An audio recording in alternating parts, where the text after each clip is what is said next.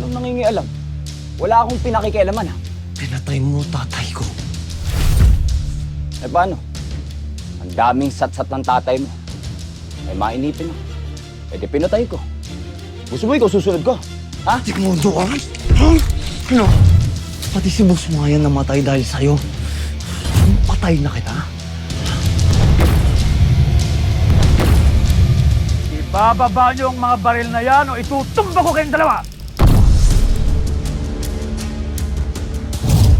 Ano?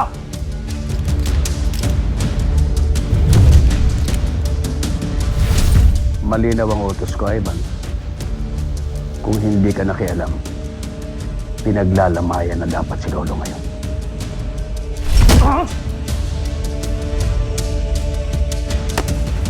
Gusto ko akong pumatay kay Lolo! Kaya silusaway mo ako.